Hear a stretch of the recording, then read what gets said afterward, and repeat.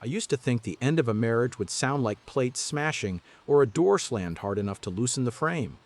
Turns out, it sounds like a laser printer in a back office, spitting out a reservation confirmation with your wife's name and your business partner's credit card on it. No soundtrack, just the dry click of a stapler and the soft weight of paper in your hand. My name is Michael. I'm 42 and I own a full-service auto shop off Route 62 in Ohio. We do brakes and timing belts and those mystery rattles that only show up when a car is idling at a red light with the radio off. I can tell you which lift groans when you hit the hydraulic and which compressor needs to be coaxed in winter. Most days, the place smells like rubber and coffee and a kind of honest dirt you wash off without resenting.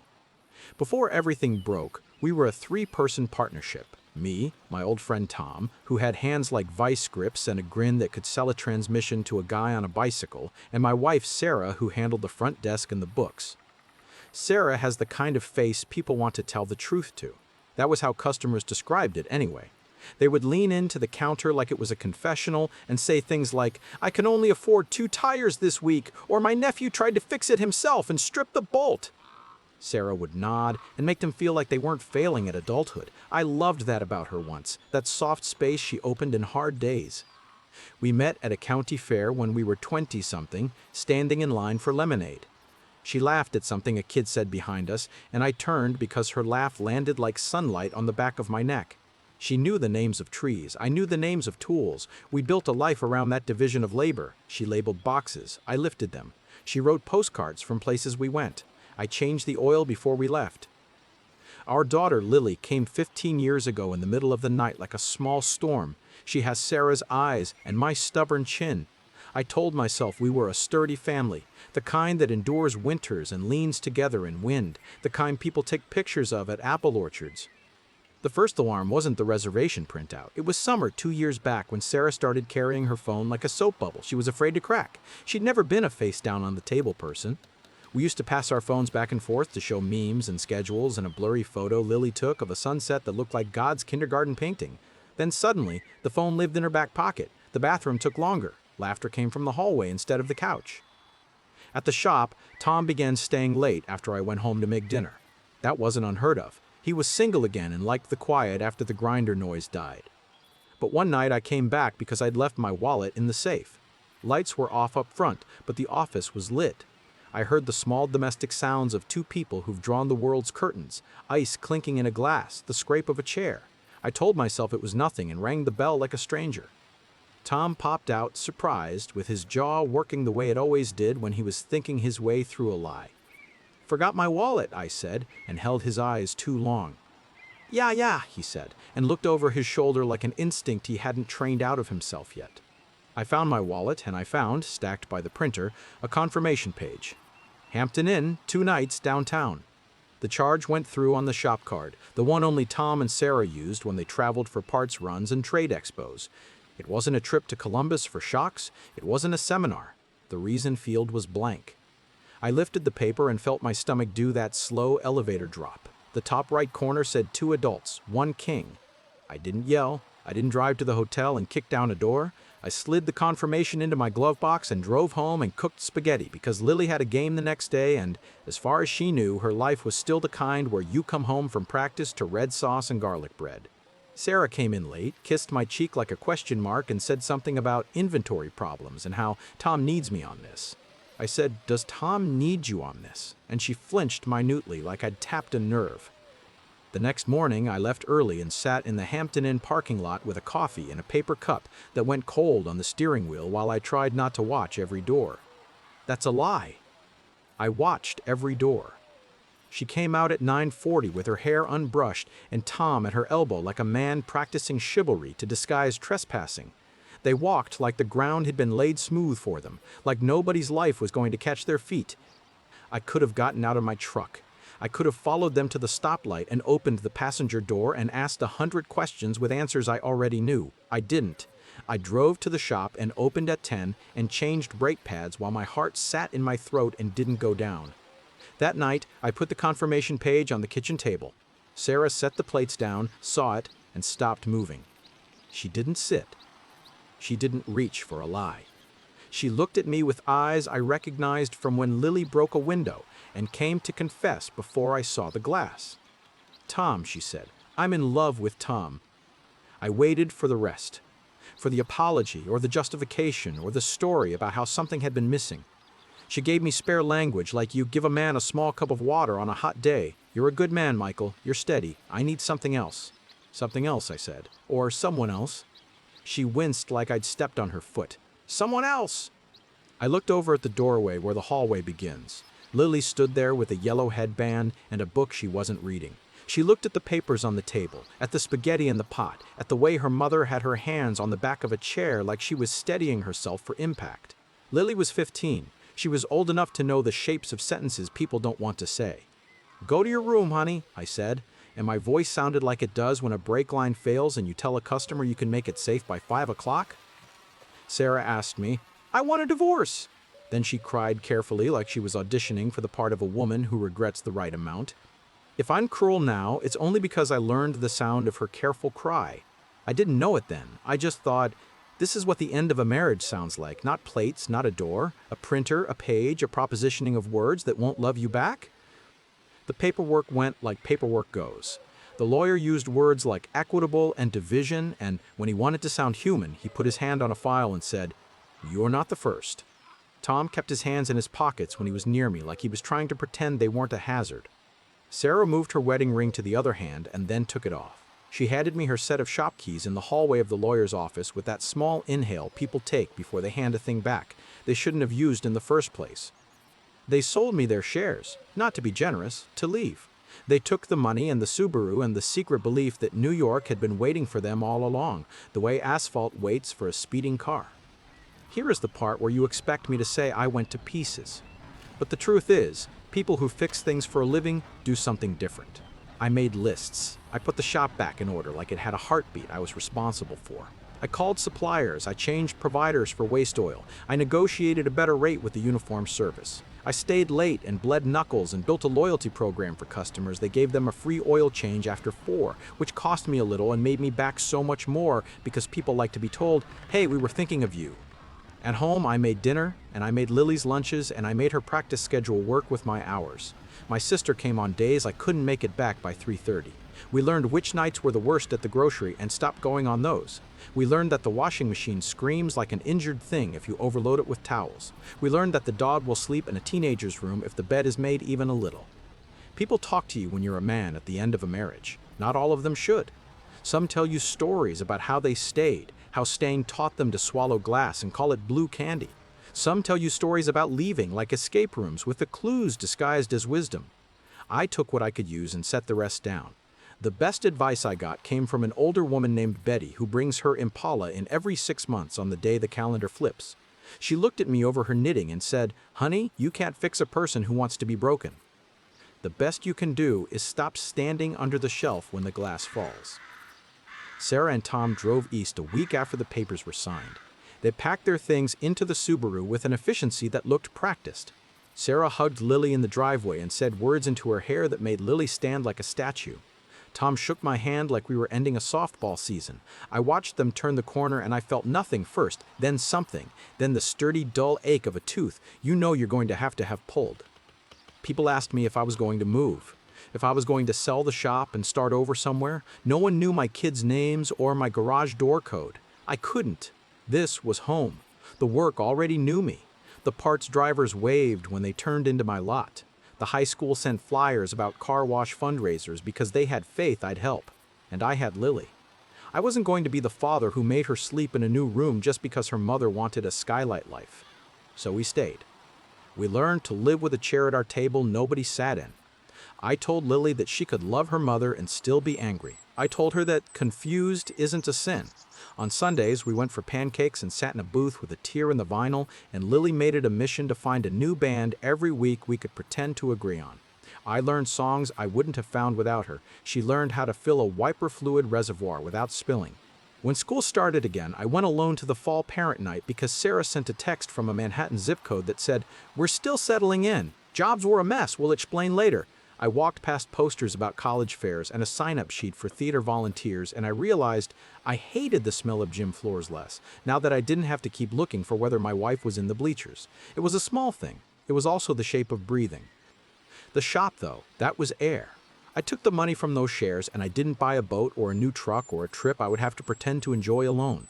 I bought a new lift and a tire balancer the sales rep swore could count to 1 gram in the dark. I hired a kid, Jesse, who knew how to listen before he swung a wrench. I added a small waiting room library with picture books and a row of magazines nobody reads on purpose. I put a coffee maker in that space and I stopped buying the cheapest pods. A thing can be industrial and still be kind. Tom sent a single email in December, "How's the shop?" No question mark. It read like someone trying to pretend not to care. I didn't answer. Sarah sent holiday photos from fairy decks and a rooftop with string lights and a caption about finding your joy. I filed them in the place where I file receipts I know I'll never need but might regret shredding. If you're waiting for a car chase or a fist fight, you're in the wrong story. Nobody bled on my garage floor except for me, and that was because a stubborn bolt slipped. The wreckage was quieter than that. It was me picking up the forks at night and finding there were always 4 left when I only needed 2. It was Lily texting me from upstairs when she could have shouted because she didn't want to hear her voice echo in the room between us and the empty chair.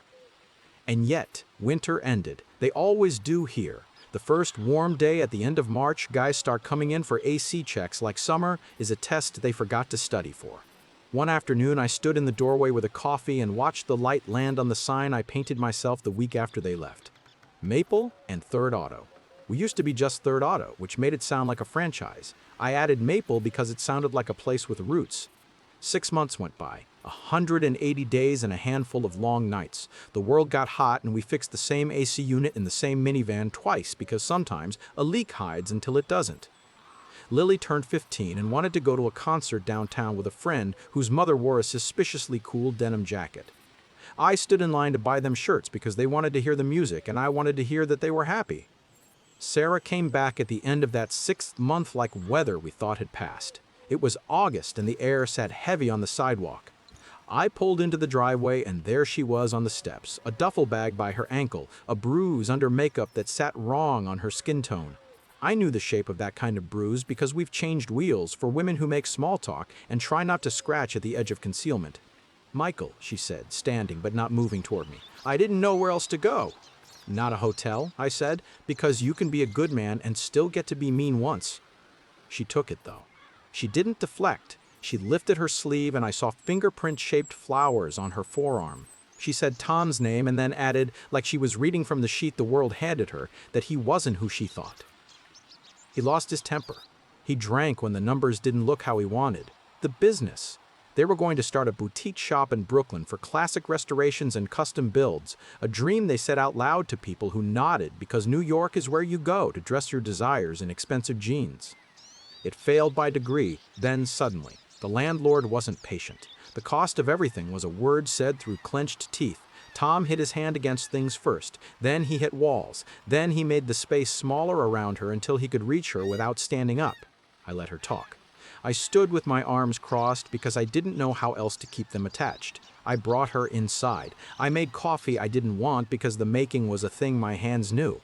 Lily came into the kitchen and did the slow stop. You do when you walk into a glass door you believed was open.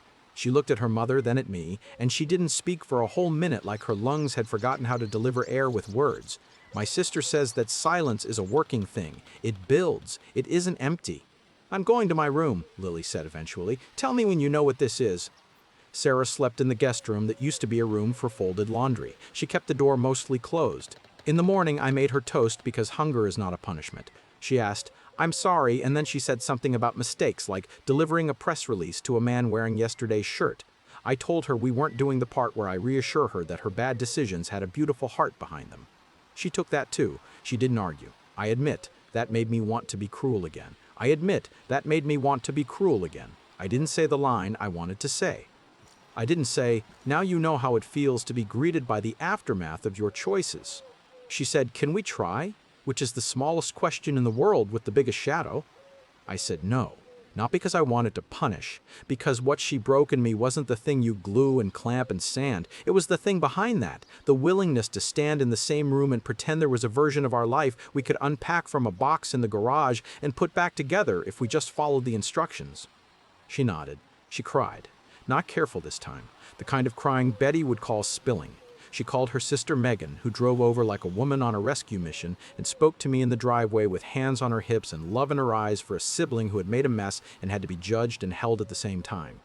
Megan said, "Michael, I know what she did, but please, people change. I said the truest thing I had, people change into the kind of person they want when nobody's watching. And she changed into the kind of person they want when nobody's watching, and she changed into someone who didn't check if I was looking." Megan squeezed my arm and said, "I'll take her tonight." Sarah packed the duffel. She stood in the doorway and looked at Lily, who stood at the top of the stairs, both hands on the railing like she was on a ship in heavy weather. Sarah said, "I love you." Lily said, "I hear you. I don't believe you." Then she went into her room and shut the door and cried in the teenage way that is both private and loud. That week, word got around. I didn't send it. The world likes to pass around a certain kind of story for free. People at church who had moved their bodies closer to Sarah during potluck nights now moved their coffee cups toward the middle of the table when she walked up. Her aunt sent an email with the subject line, "Disappointment," and used the kind of Bible verses people deploy when they want to label their judgment as love. Her father didn't call for a month and then called to say, "You did this to yourself and now you want the parachute." Her sister let her sleep on the couch and set a timer for job applications like they were medication. Sarah got a job answering phones at a medical office she'd worked at 10 years earlier. She lasted 6 weeks because the woman at the next desk had a cousin whose husband's nephew bought tires at my shop, and now the receptionist behind the glass knew the story and told it in the lunchroom between bites. The office manager laced her firing in glazed language about fit and harmony. Sarah texted me a photo of the box from her desk. 2 pens, a coffee mug with a corny quote, a paperclip holder shaped like a cactus. And I sat in my truck and looked at the screen until the light went out because staring won't create a response worth sending. She found a cheap apartment near the river where the carpet smelled like the last tenant's ghost and the stove's one working burner tilted as if it were trying to pour soup into your lap. She posted a photo of the place with a caption about fresh starts. Megan liked it with a heart. I did not. Neither did Lily. People talk about karma like it's a boomerang or a ledger. What I know is less poetic. Actions ripple. Sometimes the ripples come back as a tide. Sometimes they make no noise at all, and a person just finds herself ankle deep in a consequence she can't name. Sarah came by on a Sunday afternoon with a grocery bag full of something she'd baked, the way women do when they want to apologize, and you've long run out of plates you're willing to put apologies on. She asked Lily if they could talk.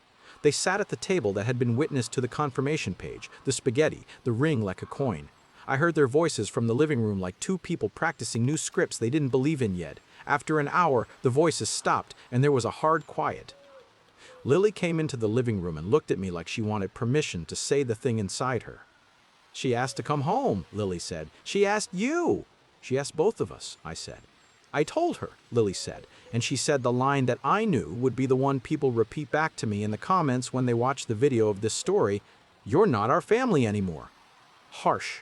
Sharp is a thing you should wrap before you put it in a box. But this is the part where stories you watch on TV get soft, where the daughter softens and the father softens, and everyone wraps themselves in a blanket called forgiveness because the audience wants the credits to roll without a fight. That's not how it went. Lily said that, and then she cried, and then she looked like she wanted to pick the word up and sand it down. I told her not to. "You said the truest thing you have," I said. "When there's more of you later, you can make more room. But you don't have to lie for anyone, not even me." Sarah left with the bag of cookies and the sentence like a bruise you can't hide under drugstore makeup. I watched her walk down the driveway, and I didn't feel victory. I felt the dull, reasonable grief of a man who knows some houses can't be rebuilt because the studs are rotten and the roofline never fit the lot in the first place. And because life is nothing if not a parade of regular days wrapped around the exceptional ones, school started all over again. I went to parent night and signed up to bring cases of water for the track team. I stood in the aisle of the big box store and realized I can carry 2 at a time now without flexing my back because I'd been doing push-ups in the mornings to give my body a job besides carrying memory. I dropped those cases off at the high school, and a coach I don't know said, "Hey, thank you, that helps." I felt so seen by that sentence I had to laugh at myself. Sarah tried a second job at a diner and got fired because she was late 3 times in a week. Her landlord threatened eviction one month and then didn't follow through because he liked her and liked the way she said, "I'm trying."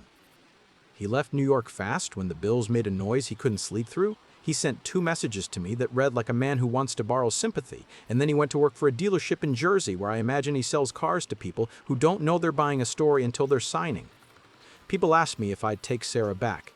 In the beginning, the answer was a bone-white no. Later, it softened into a shrug you could hang a coat on.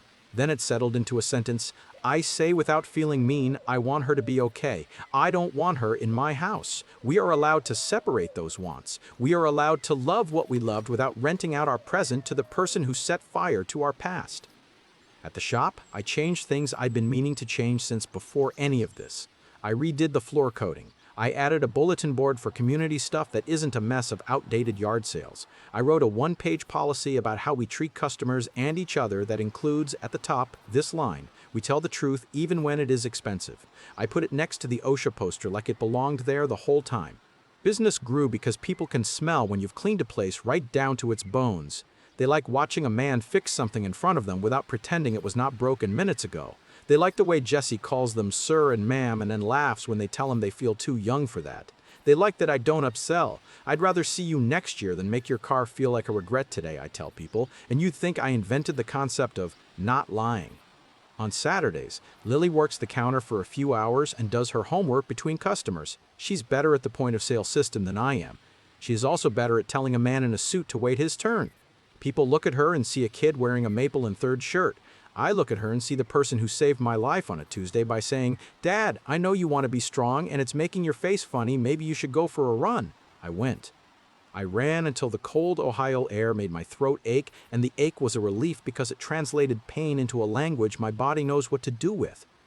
In October, my sister convinced me to go to a bonfire thing behind the community center where men stand with paper plates and talk about sports statistics like they'll win something at the end. I stood near a folding table with brownies and watched fire eat wood like it was a job it liked. A woman named Erin from the bank stood next to me and said, "You look like the guy who always pays before he gets late fees." I laughed, which is not flirting but can be a way to open a door. We talked about aprons and mortgages and her kid's science project where she had to build a bridge out of spaghetti. It felt like putting on an old coat and finding $10 in the pocket. I didn't ask her to dinner. I took the feeling home like a found coin. Sometimes that's how you start, not with a leap, with a notebook entry that says, "The world gives still." Sarah posts fewer rooftop photos now. She posts selfies in a laundromat with captions about grit. Some people comment hearts. Some comment nothing. Megan brings her over for coffee sometimes when Lily isn't around because she wants me to remain a person in the room where Sarah's new life is trying to stand up. I can be that. I can pour coffee. I can sit in a chair and say, "You should go to the clinic down on Leonard. They'll help you find a counselor." I can say, "A restraining order is a tool, not a drama." I can point people toward what will keep them safe and then let them decide to pick it up or not. Lily asked me once, "Do you think Mom will ever be like she was?" I told her the truest answer I had. There is no like she was. There is only who she is now and who she might be if she stops trying to build a house without a foundation. Lily nodded like a woman more than a girl. She put her head on my shoulder and we sat there long enough for the dog to sigh and for the ribs around my heart to loosen, just a little. The last time Sarah came over, she didn't bring cookies. She brought a folder, pay stubs from a temp job, a lease, a flyer from a support group. She didn't look at me while she talked, and I recognized that as a kind of growth. The willingness to say the thing without looking for the line on my face that would give her oxygen. She asked if Lily might come for dinner in 2 weeks, just dinner, at her apartment with the crooked burner, on a night we could pick so there was no surprise. I looked at Lily and she looked at me, and then she looked at Sarah. She said she would think about it. She did. She went. She came home and said it was weird and then said it was less weird by dessert, and then she cried and said, "I don't want to make you feel left. I told her there is no left and right here. There is just a teenager with 2 parents in 2 different places trying to figure out how to keep her own house from burning down." She nodded, and I felt like we had just beaten back winter 1 more inch. If you're looking for a lesson, I am not a preacher. I can only tell you what I know, which is what I've learned in rooms that smell like brake cleaner and coffee. People will tell you that love is enough. Those people haven't tried to change a serpentine belt in a parking lot when the forecast says rain. Love is the willingness to hold the flashlight steady while the other person works and the faith that they'll do the same. If they put the flashlight down to pick up their phone and text the guy who says the city has better light, that isn't your failure. It is a fact. You don't have to stay under the car when the person in the other hand keeps wandering off. I said no when Sarah asked to come back. I keep saying no, not out of spite, out of a kind of reverence for the work I've done and the house Lily and I have built in the leftover space. And yeah, justice came in small ways. People who used to rush to Sarah slowed. Her aunt's emails turned into apologies with dented corners. Her father hugged her at Thanksgiving and didn't let go as fast. The diner hired her back once the gossip engine moved on to fresher meat. But the big justice? That was just a quiet kitchen with a man and his daughter and a dog who someday will die and leave a hole too, because that's how this goes. We love and we lose, and if we are lucky, we do both, honestly. You want to know the last line? The last line is this. When you burn down your own house, you don't get to be shocked that the neighborhood learns your name. You don't get to knock on the door of the new place and say, "Make room for me, the arsonist. I brought cookies." The new place is smaller. That's on purpose. It's built for two people who plan to stand inside and watch weather together without wishing they were standing in a room with a better view of someone else's lights. And me? I go to work. I turn the sign to open. I drink the coffee that tastes like effort. I hand keys back to people and say, "You're good to go," and mean it. I drive home and the lights are on because I remembered to put them on a timer. Lily does her homework on the couch and the dog snores like he invented sleep. The house holds. The winters come. We shiver. We laugh. Sometimes it feels like a movie when the ending lands with a piano chord. Mostly it feels like a life you can walk across in the dark without tripping. What would you have done? Would you have taken her back after the bruise and the apology and the photos of rooftops went gray? Would you have let the man who sold you a dream also sell you a second chance? Or would you have done what I did? Said no, not because hate asked you to, but because respect did. Tell me what you think. I read the comments. They make me better. And if you stay to the end, do the thing. Like, subscribe, share this with a friend who is holding a match they think is a candle.